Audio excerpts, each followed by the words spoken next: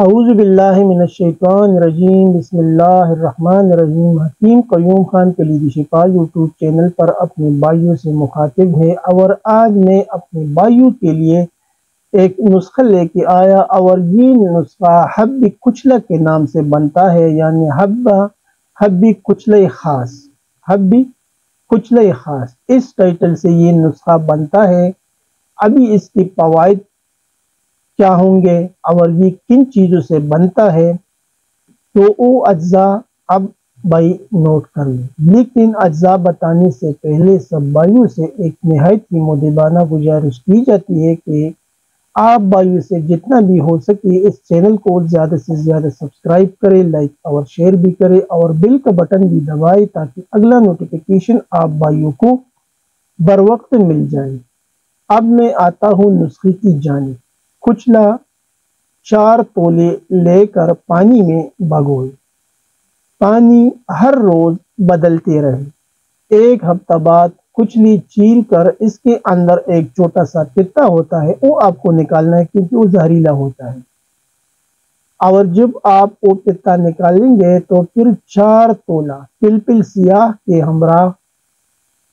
یعنی اس کے ساتھ 4 تولہ پلپل سیاہ شامل کرنا ہے اور 10 تولہ جلنیم بوٹی کا پانی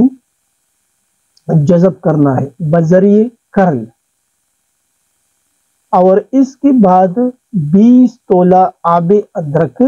کا پانی جذب کرنا ہے کرل کے ذریعے، اور پھر جب گولی بنانے کے قوام پر آئے تو پھر دانے مونگ کے برابر گولی بنانا ہے، چھوٹے سے اس کی گولی بنانا ہے کیونکہ یہ کچلا ہے۔ پہلے آپ نے کچلی کو لیا، پھر اس کو پانی میں ڈالا، پانی ڈالنے کے بعد اس کا پتا نکالا اور پھر اس کے ساتھ 4 تولہ پلپل سیاہ شامل کیا۔ ابھی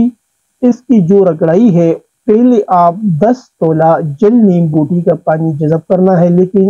وہ پانی ایک ساتھ نہیں ڈالنا ہے، تھوڑا تھوڑا ڈال کے کرل کرنا ہے، اور جب جلنیم بوٹی کا پانی ختم ہو جائے تو پھر اس کے بعد آب ادرک کا مقطر پانی تھوڑا تھوڑا ڈال کے ختم کرنا ہے، اور آب ادرک کا پانی 20 تولہ ہونا چاہیے، اور آخر میں اس کا مونگ کے برابر گولی بنانا ہے۔ آپ کے پاس حب کچلا خاص تیار ہے۔ ابھی اس کا جو طریقہ استعمال ہے، 1 سے لے کے 2 گولی تک آپ استعمال کر سکتے ہیں، عمر اور جسامت کے لحاظ، یعنی عمر کو دیکھنا ہے اور جسامت کو دیکھنا ہے، پھر آپ 1 گولی سے لے کے 2 گولی استعمال کر سکتے ہیں ہمراہ دودھ کے ساتھ۔